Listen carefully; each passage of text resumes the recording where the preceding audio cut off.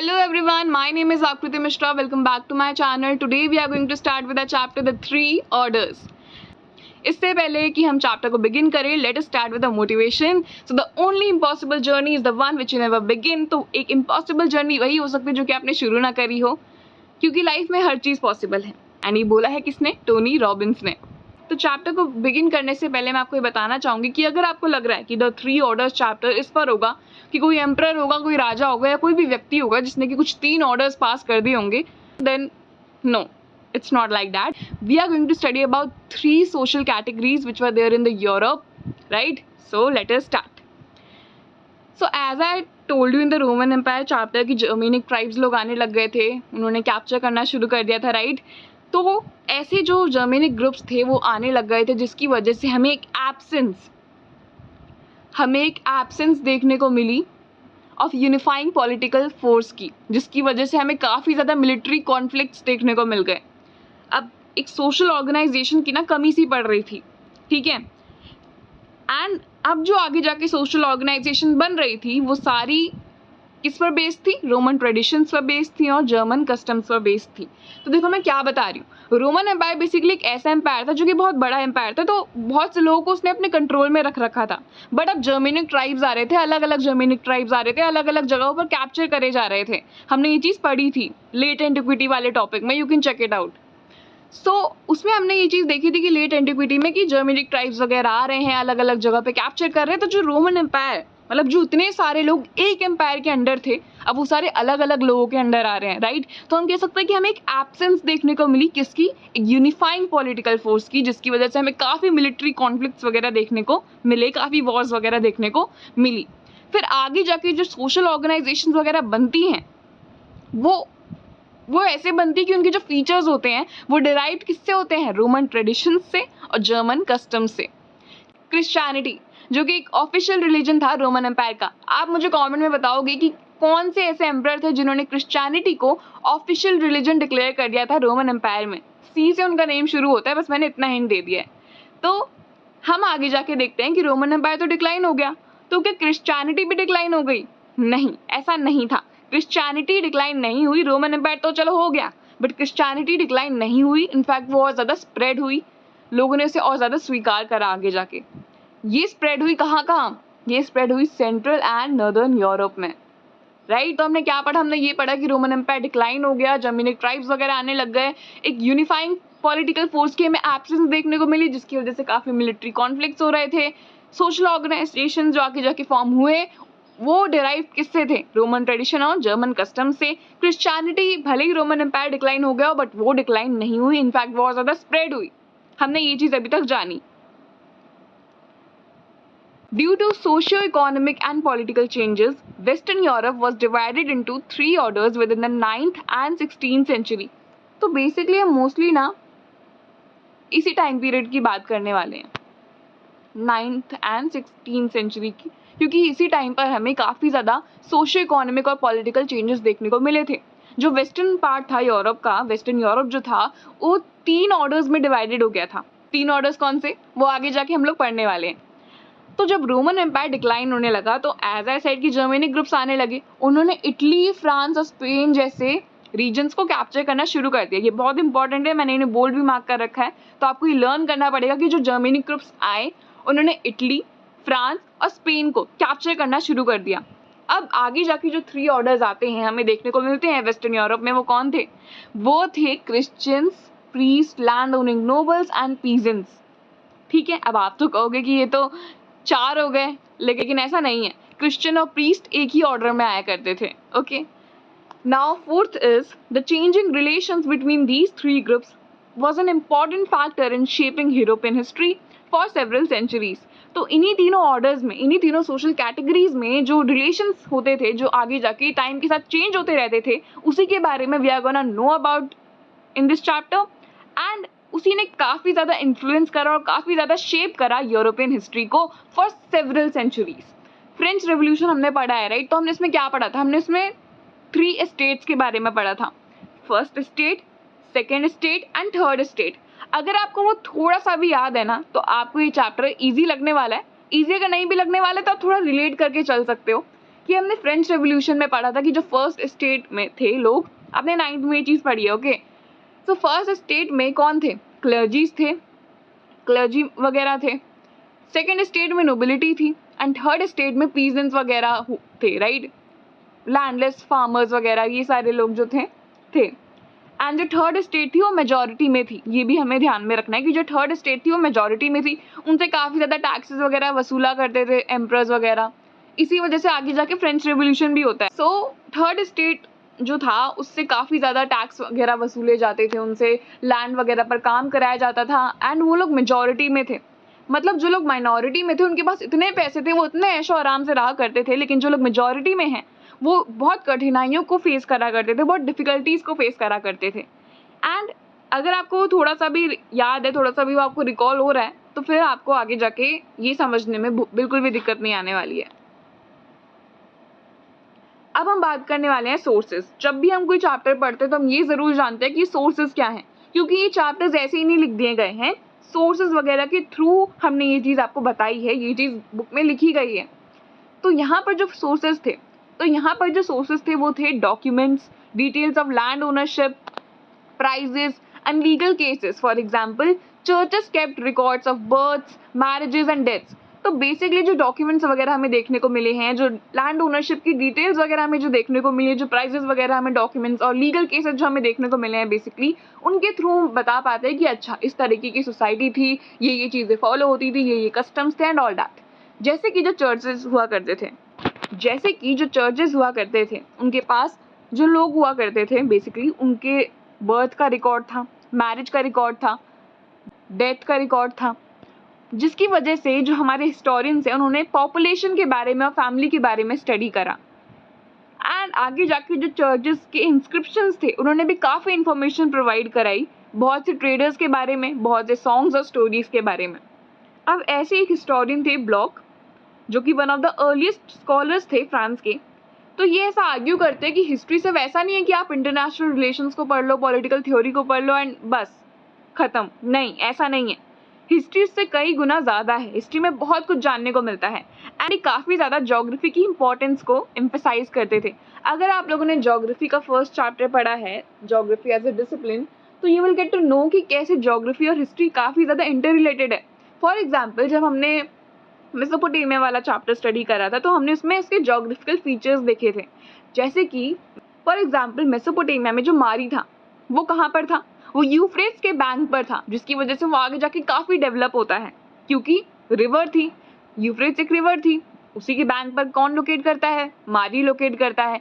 तो क्योंकि रिवर्स थी तो रिवर से ट्रेड वगैरह हो पाता था। रिवर्स की वजह से एग्रीकल्चर काफ़ी ज़्यादा अच्छा हुआ, एग्रीकल्चर अच्छा हुआ तो जो एनिमल हर्डिंग थी वो भी काफ़ी ज़्यादा बढ़ी। तो हम कह सकते हैं कि ऐसे जाके मारी जो है वो डेवलप करता है, और ऐसे जाके मारी का जो हिस्ट्री है उसमें और इन्फ्लुएंस हमें देखने को मिलता है ज्योग्राफिकल फीचर्स का।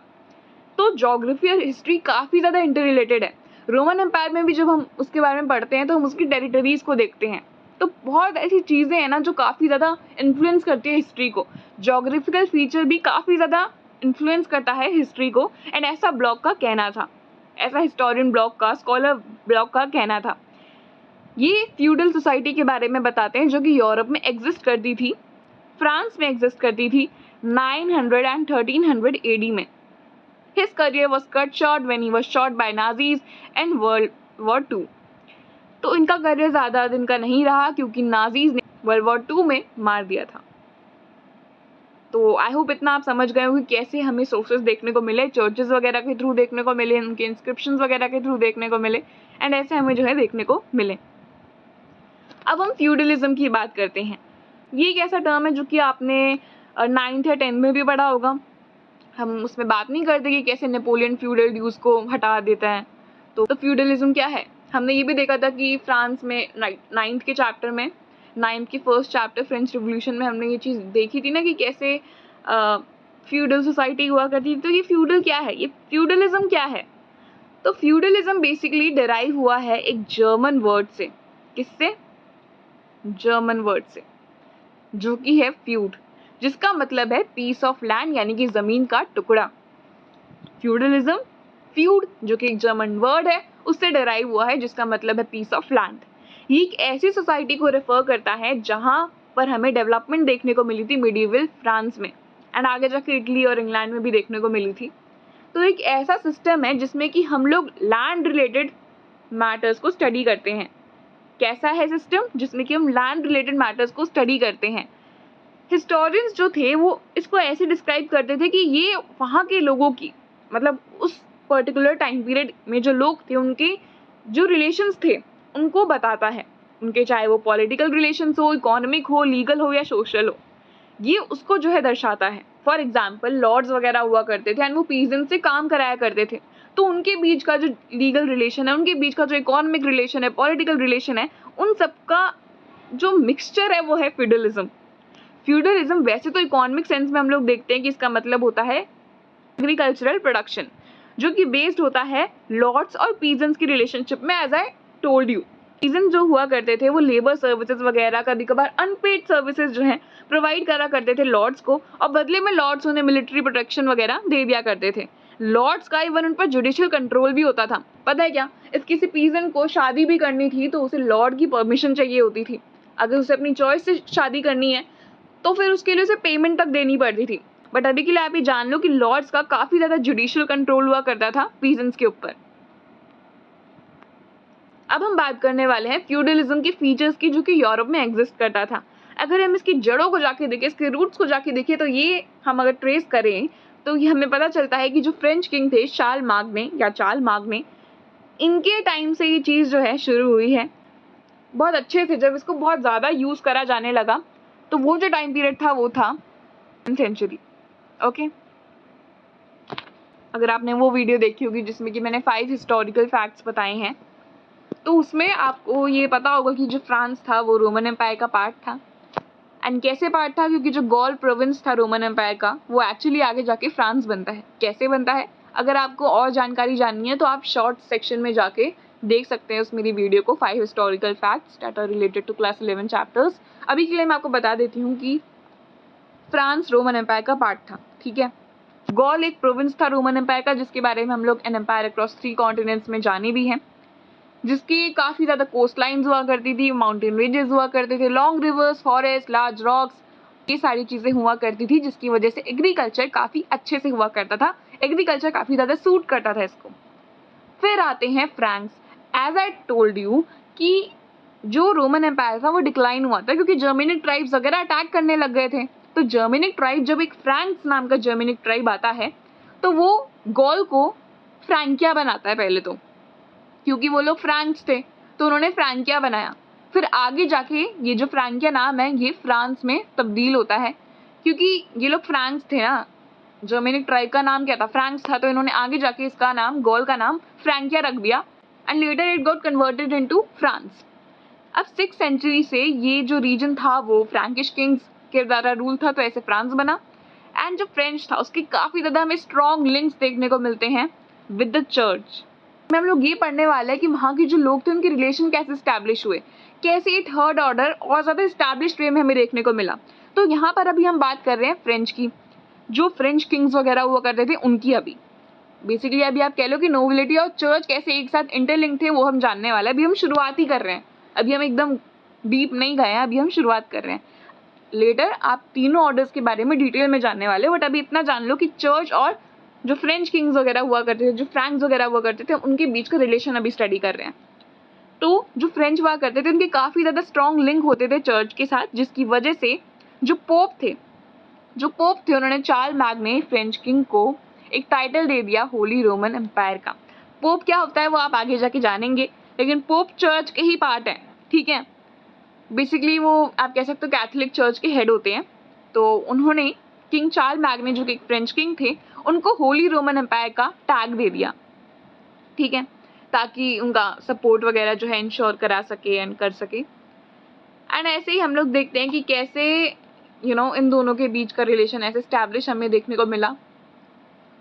एंड 5th पॉइंट इसमें ये भी गिवन है कि अक्रॉस अ ले channel in the island of England Scotland, तो इंग्लैंड और स्कॉटलैंड में 11th सेंचुरी में ड्यूक ने फ्रेंच प्रोविंस ऑफ नॉर्मैंडी को कैप्चर करा था।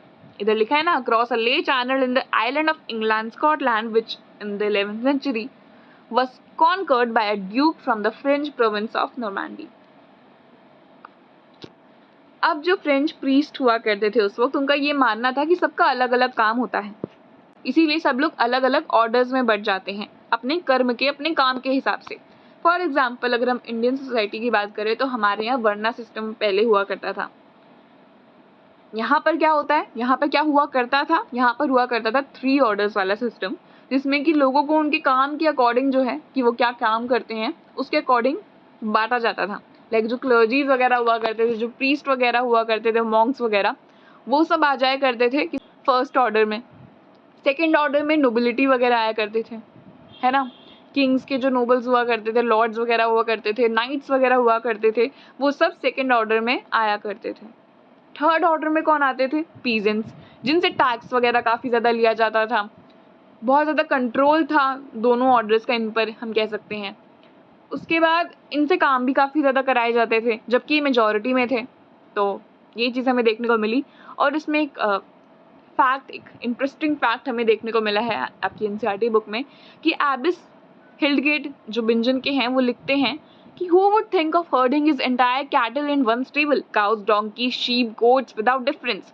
तो ये कहते हैं कि अगर आपको एक तबेले में काऊ दे दिया जाए, डोंकी दे दिया जाए, शीप दे दिया जाए, गोट्स दे दिया जाए, तो क्या आप सबकी देखभाल, सबका जो केयर वगैरह है वो एक ही तरीके से करेंगे? नहीं, काउस की अलग रिक्वायरमेंट होगी तो आप उसे अलग चीज़ें प्रोवाइड करेंगे, डोंकीज़ की अलग होगी तो डोंकीज़ को अलग तरीके से आप ट्रीट करोगे। बेसिकली आप जब सारे एनिमल्स को अलग तरीके से ट्रीट करते हो, वैसे ही इंसानों में भी फ़र्क है। जैसे इन एनिमल्स में फ़र्क है तो ये एनिमल्स ही, काऊ भी एनिमल है, डोंकी भी एनिमल है, शीप भी एनिमल है, गोट भी एनिमल है, बट फिर भी अगर आपको ये दे दिए जाएँ तो आप इनको अलग अलग तरीके से ट्रीट करा करोगे।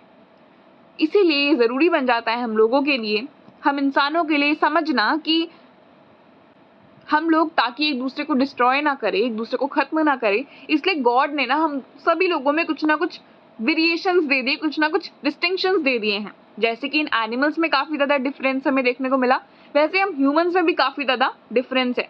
गॉड ना सबको प्यार करते हैं, लेकिन उनके यहाँ इक्वालिटी नहीं है। अब ऐसा मैं नहीं कह रही हूँ, ऐसा एबिस हिल्डगर्ड कह रहे हैं।